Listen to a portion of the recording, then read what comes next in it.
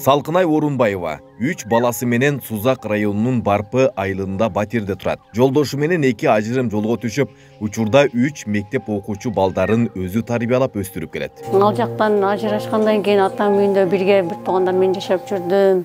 Алардын да өзүнүн тирикчилиги, майга тапса чайга жок, нанга тапса тузга жок дегендей кыйналып жашап калдык.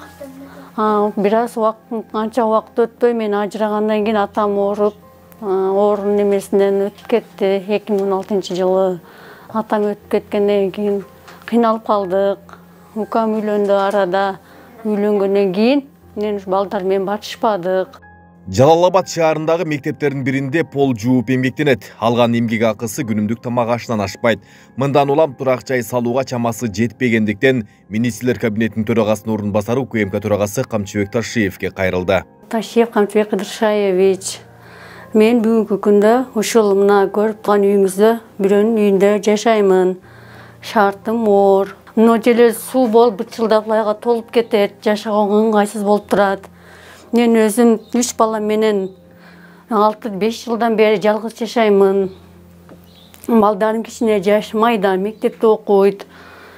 Алар колунан азыр иш келбейт, өзүм гана иштейм, жөнөкөй жумушчу болуп. Курсакты эрте табат экенбиз, ал адам, бул адам жардам берет экен, курсакка продуктаны көтөрүп жардам беришет экен, бирок үй маселесинде өтө оор болуп калат экен, кыйналып калдым. Өзүм күчүм жетпейт, сатып ала албайт экен. Ошого сиздин карындашыңыз катары, кызыңыз катары, жалгыз аял катары сизден өзүңүздөн жардам сурап кайрылып кетем. Мен аргасыз болдум, сураганга эч. Салкынай Орунбаева жаштык кезинде мугалим болууну кыялданган, бирок шарты туура келбегендиктен билим албай калган. Ал эми колунда бар кайдыгер карабаган, жардам берүүнү каалаган жарандар экрандагы номерлер аркылуу байланышсаңыздар болот.